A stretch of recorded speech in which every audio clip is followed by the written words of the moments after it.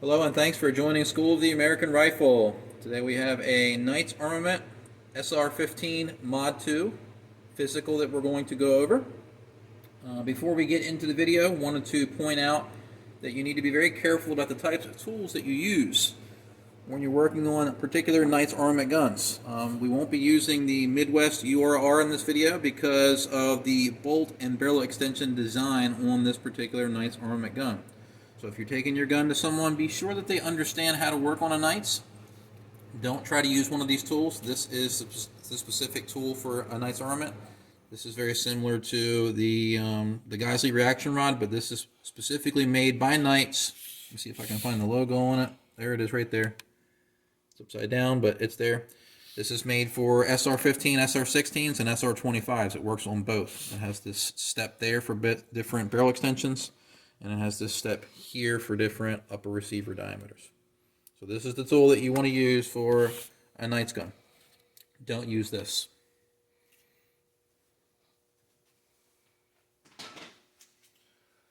All right, that being said, let's go ahead and get into this. So let's break this gun down and go over component by component. So if you're not familiar with a MOD2, they have a unique gas system. It's probably hard to see underneath of the rail, but essentially there are no taper pins, dowel pins, spiral pins, set screws that hold this gas block in place. This basically has a keyed setup, so it goes in and aligns left and right. It stops against the shoulder, and on the front side, what actually holds it in place is a miniature castle nut. You need a tool that's specifically made once the muzzle device is removed to go over the barrel and remove that castle nut. There's two different types. So don't try to use typical tools here as well, because you can cause some damage. But the gas system is unique on the Knights MOD2. Let's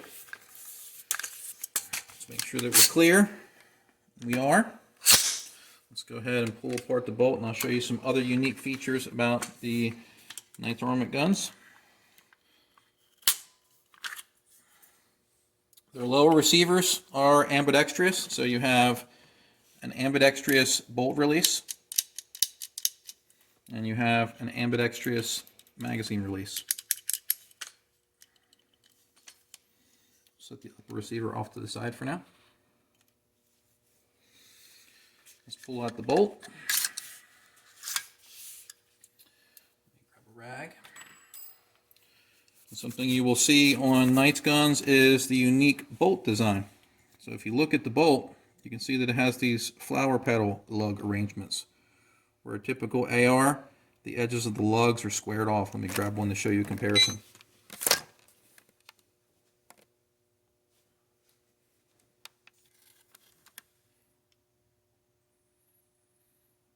So you have to make sure that you're using Knights components where they're appropriate. Now there are some differences in the barrel extension as well. The barrel extension is machined in a way that accepts that specific bolt design. You can see they're not quite square cut for the barrel extension lugs. And this is why you don't want to use the wrong types of tools to work on things. That being said, let's put the upper off to the side, and let's focus on the bolt carrier group first.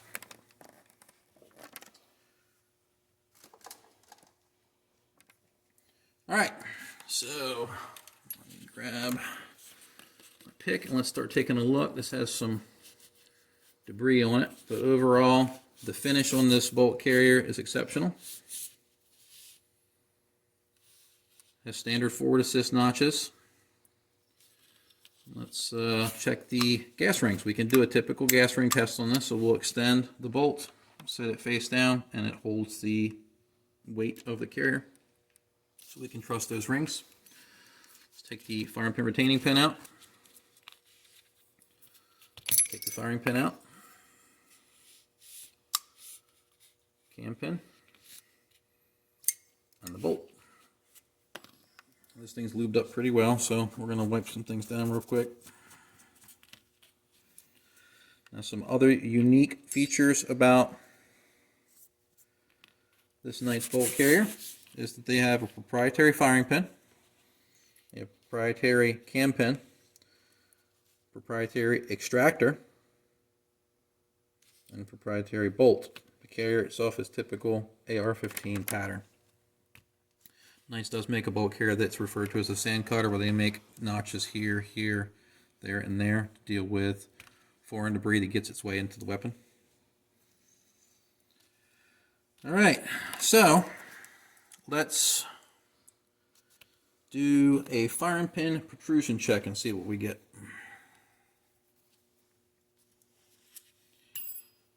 Firing pin tip looks great. No damage to the tip. Let's check for proper movement. It's good. And let's see what we get for our protrusion check. 032, dead in the middle. 28 to 36 is the number. 028 to 036. Firing pin passes. All right. Now the cam pin is proprietary design, and because of that, we cannot use the cam pin gauge that I normally use. You can see it's nowhere near fitting. And I'm not worried about this, because one of the things that can happen to a regular AR bolt where they crack right here, I've never seen happen to a Knights Armament bolt. So this enhancement that makes the cam pin smaller and the bolt hole for the cam pin smaller actually makes this more rugged. Never seen a Knights Armament break here, and I've never seen the lugs break off on one. If any of you have ever seen one, I'd like to see a picture of it. I've never seen one before. So this is one of the added benefits of paying more for one of these guns, is you do have pretty much a bomb-proof bolt. So we won't be using this gauge.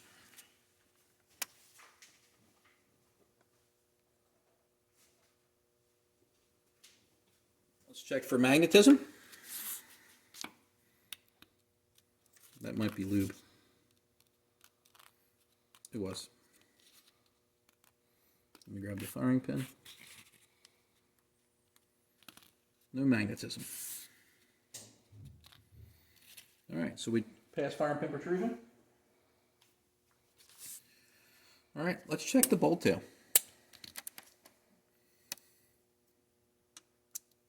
Don't even start on the no-go.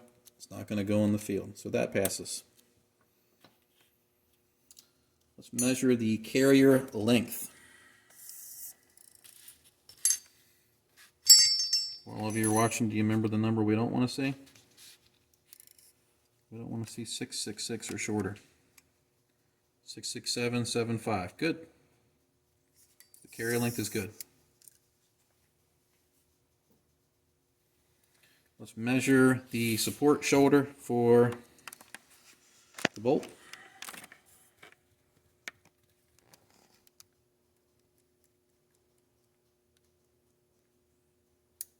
Five, 2, 8, 4. Beautiful.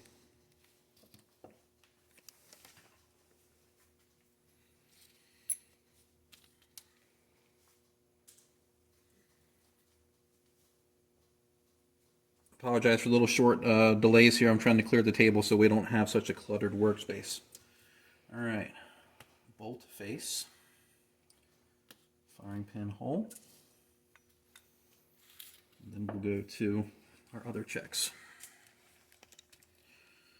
All right, firing pin hole. Let's check with our go gauge and our reject gauge. Passes.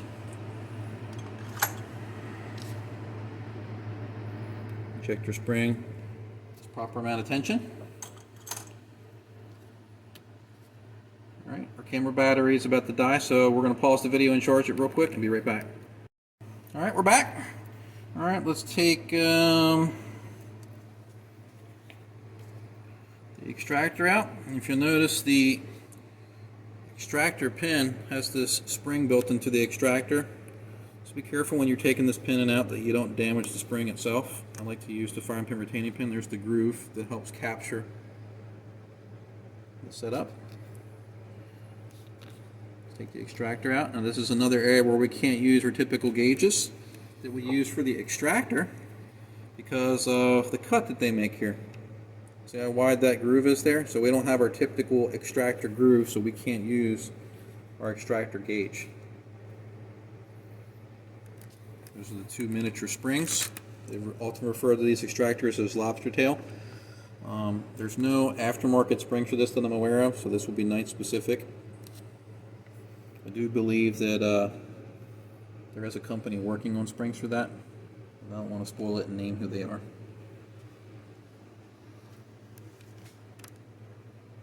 Alright, let's check our bolt face. Bolt face passes. Gauge goes all the way in. Alright, so let's check if we have a high amount of slop. We don't. See a little bit of wear from the initial testing.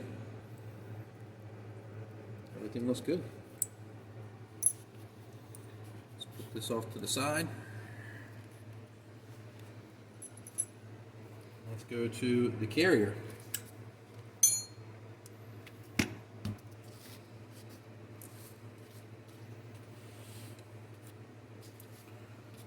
Alright, gas key or carrier key. Go gauge passes. No go wants to start, but it doesn't count unless it goes all the way in. So the first part of the opening is a little wider. It's not going to cause any type of gas efficiency issues. It's just going to allow the gas tube to funnel in there a little easier. It's got to go in all the way. So that's good. We're not going to check for gas tube alignment because we're going to do this with the actual upper and the gas tube, so I'm not going to get the strip carrier and use these. Alright, let's do the bolt shoulder support. First green, second green, went on to the first yellow. Do the gas ring run now. First yellow, first green, second green, first yellow, doesn't go into the red. So gas ring run right in the middle of the road. Not efficient, not inefficient.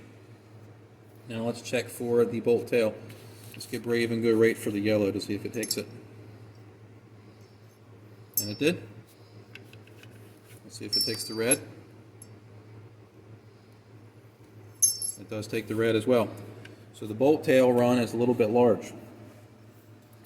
So bolt support shoulder is good in relation to the bolt. Gas ring run is in the middle of the road. And our bolt tail is on the larger dimension. So it's going to be a little bit inefficient at the rear of the bolt as the system gasses up. Not really a big issue because this particular recipe, working with this particular gas system, should be a recipe for success. Of course, you need to do some testing to confirm, but we do have a slight bit of inefficiency with the bolt carrier.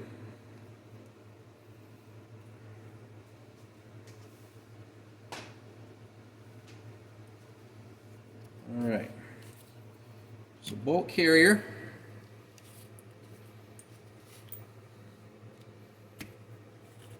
It's done for now. Let's move to Headspace in a second.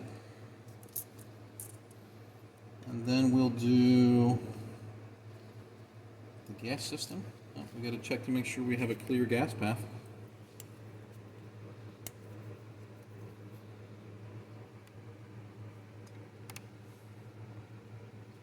You're good. All right. Now let's check for gas tube alignment on the upper. So first thing I'm going to do is take the upper straight up and down. We're going to pull the charging handle out. And let's check with the Mark Brown Custom gas tube gauge to see if we have any wear there, and we don't. We're good. It's a brand new gun, so it shouldn't have any problems. Let's use our bolt carrier as our alignment gauge. Beautiful. Perfect gas tube alignment. Alright, let's check and see if we have any obstructions in the gas tube. So I'm going to take the weed trimmer line, feed it in here, sort of like an internal tape measure. Gonna pinch it off right here. Pull it out. And then we're going to lay it down next to the gun and see if it goes to its proper length, and it does. Basically, we're making sure we don't have any obstructions in the gas system. And we don't.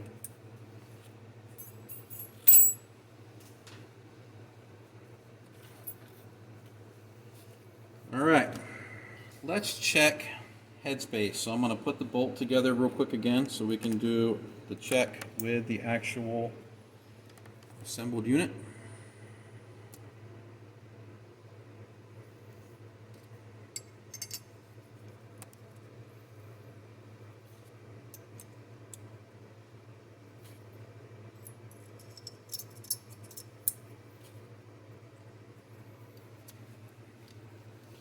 All right, let's get a little brave. Let's go right through the 5.56 go.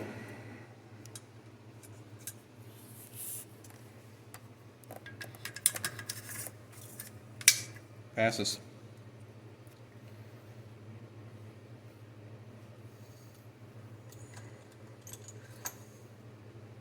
You should do this check with the charging handle installed. It makes it easier to get things back apart.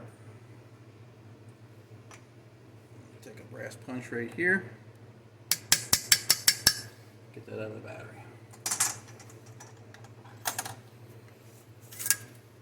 All right. Dump this gauge, and let's go to the field gauge. Bolt should not close on this one,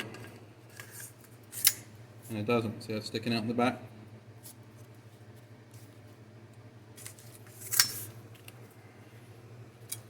So Headspace is good. Let's check the throat erosion, and use a chamber function gauge. So let's do the Michigan's 5.56 throat gauge first. We got to go straight up and down with this. This is checking for proper 5.56 throat. This gauge is very unforgiving. Push down on it. We have a little bit of sticking, just a little bit.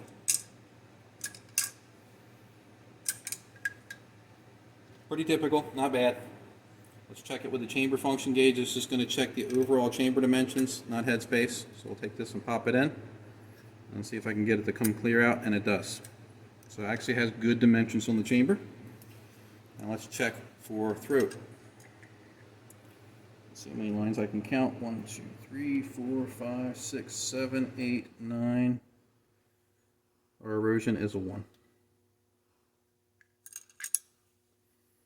Some people wonder why I check for erosion on a new gun, and this is a new gun. It's because it gives you a starting line. Not every gun will have the same amount of erosion based on how the cutter machined the throat.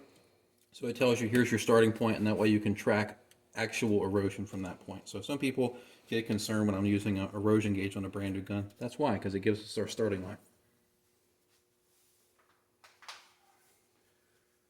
Alright, muzzle erosion, and I forgot to grab the straightness gauge, so I have to run over and get that, but let's check muzzle erosion. We're going to be going right to about there.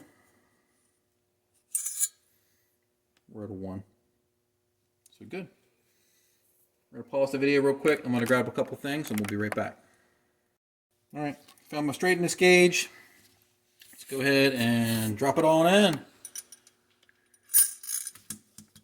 Straightness gauge passes. Now let's check feed ramps. Gonna check with our tactical upper receiver illumination tool. I'm kidding, this is just a Harbor Freight light. I'm gonna put it into the upper so we can actually check our feed ramps. It lights up the ramps nice and bright for us.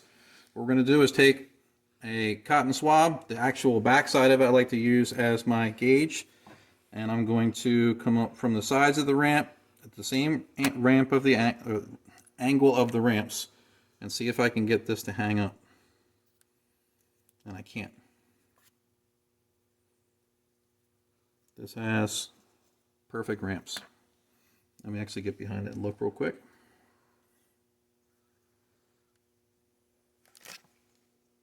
Perfect ramps. Can't really ask for anything better than that. All right. We're going to do a Borescope check last.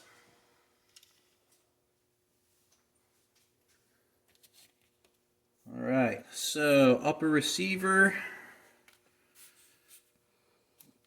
check and make sure nothing binds with the bolt carrier. Good. Make sure the charging handle latch holds well, and it does.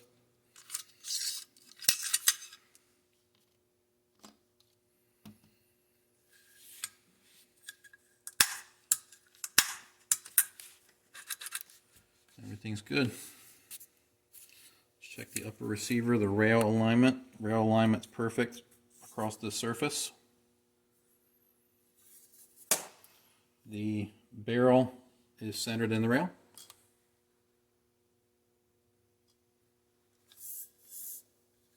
We're not going to remove the muzzle device to check for thread runout or thread concentricity. I'm going to let the owner provide a proper suppressor and check it with a Geisley suppressor alignment gauge.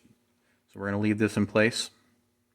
If he wants to change the muzzle device to a different mount, then of course I'll check concentricity, but we won't be checking that in the video because we're going to keep that factory KAC device installed. We will fire up the Borescope here in a minute. So let's go ahead and move on to the lower receiver. So let's pull our buffer out. And let's check the buffer spring. Let's go to the front of our bench here. Spring is just under 11 inches, and our spring should be 10 1/16 to 11 1/4. So our spring is proper length.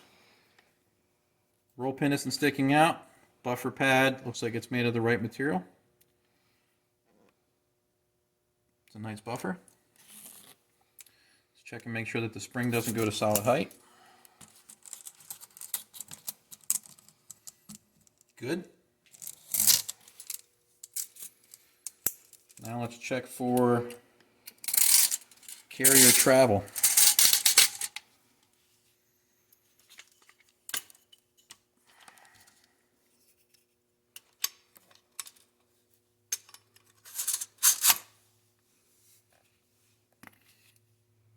Gap there, oh, wrong gauge. Gap there is a little bit small. So what this means is, depending on the ammunition and the suppressor type, in some instances, it could be possible for the buffer pad to collapse enough for the carrier key to strike the lower.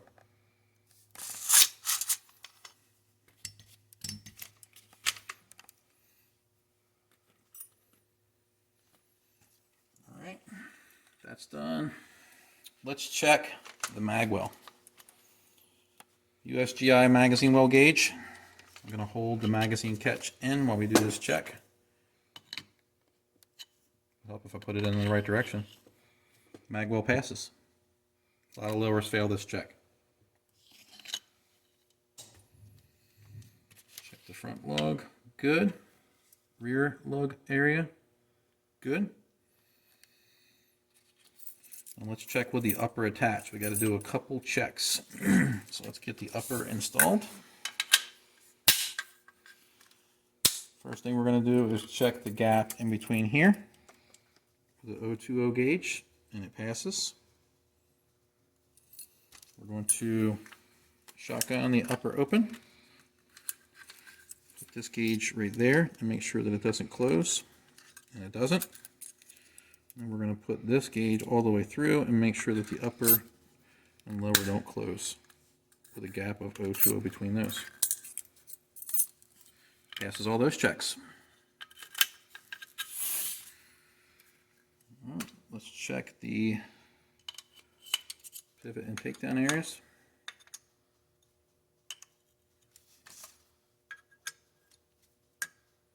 Passes.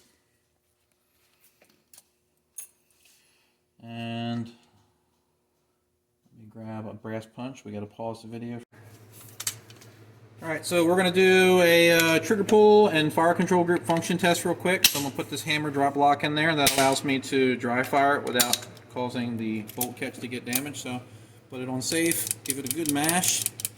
It holds. Put it on fire. Fire. Let's do a slow release. Fast release. a medium speed release. Let's check the trigger pull weight.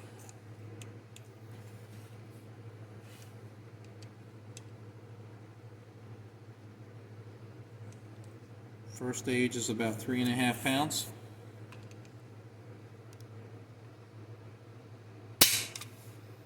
And it breaks right at 5. Let's do it again.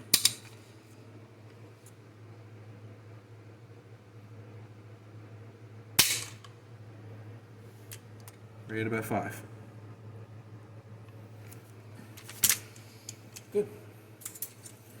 I'm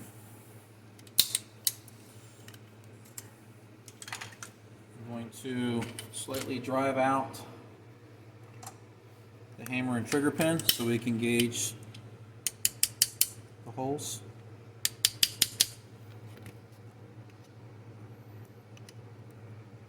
Good.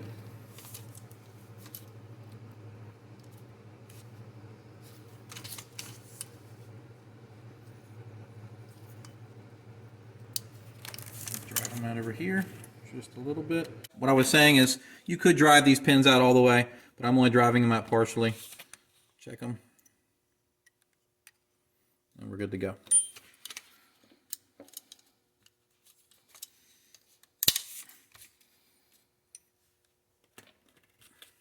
All right. So we're going to do borescoping here in a minute.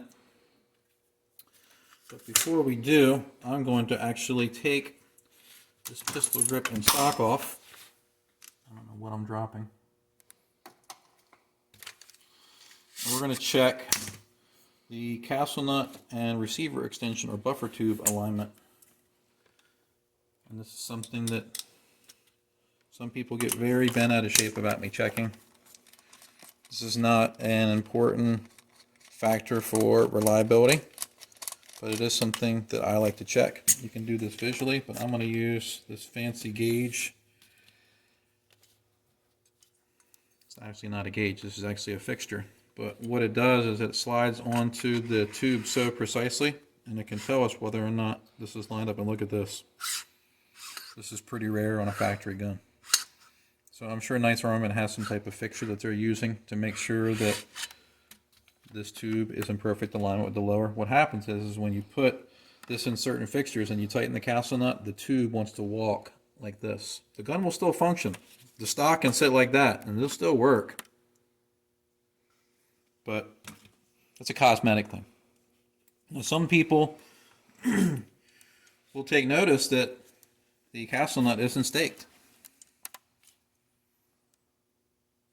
The end plate that Knights uses here and the castle nut doesn't have the proper material or the provisions to stake. So some people will use this as an argument to avoid staking their own guns. What they have to realize with Knights, unless something was missed somewhere in the manufacturing process, normally the lower receiver, castle nut, and the receiver extension have a class 3 thread tolerance.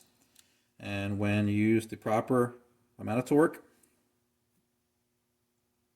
and you have the proper thread classes, the castle nut will stay in place. Now there are things that you can use in place of staking besides having perfect thread fit, but that will be topic for another video. But this thing is perfectly aligned.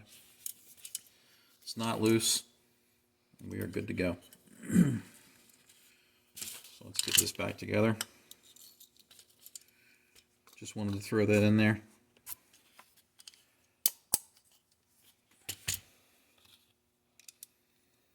The manufacturer of this jig has stated that they hope to have more of them made soon. I don't have any information on when that will be, but those of you who are interested in that receiver extension buffer tube jig, I'll update the video that I made when Rob gets back to me about when they're going to have more made.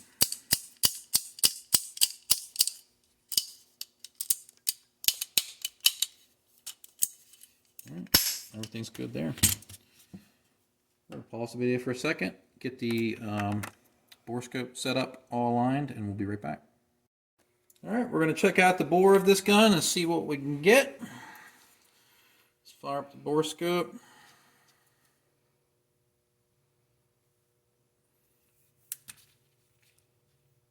There we go.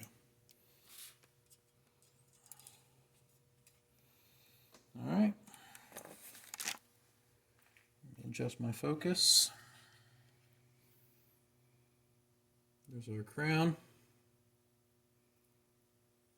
Beautifully finished. Here's our bore.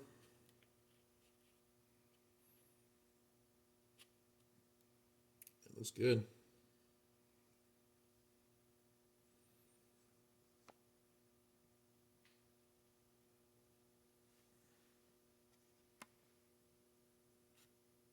You see a little bit of copper in there from its initial test firing. Here's our gas port. Change the focus a little bit.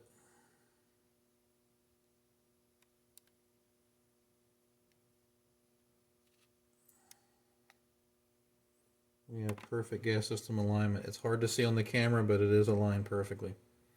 They deburred the gas port really cleanly.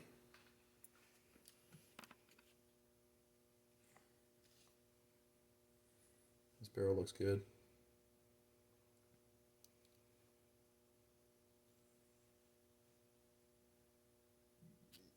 Let me flip it around so I can look into the chamber.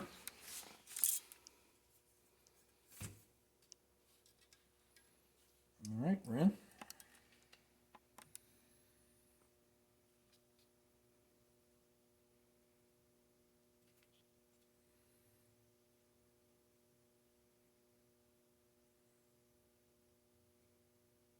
This is our throat,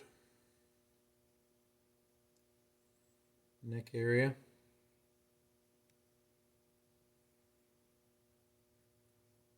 And the chamber area, and you can see scratches that run lengthwise of the case, which is better than having them run side to side. So the best thing to do here will be to check for frosting on the brass. If you see something in the chamber with your borescope that alarms you, but this doesn't alarm me, this actually looks good. So what we're going to do is we're going to load up a mag real quick. We're going to pop off 3 test rounds and look at the brass, and we'll call this finished once we're done with that. So hang on, we'll be right back. Alright, we're going to fire three test rounds. We're going to look at the brass, see if we see anything on the brass that indicates something's wrong. Test fire.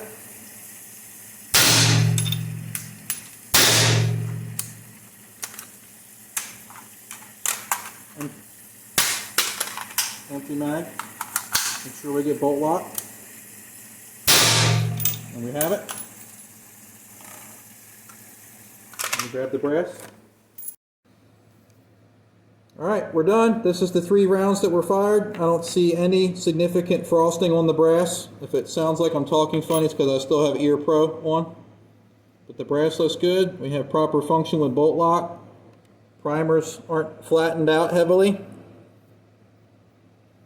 Primer impact looks good. No bad dig on the rim where the extractor pulled it out of the chamber. Overall, good video. And as always, I hope you found this video educational. Thanks for watching.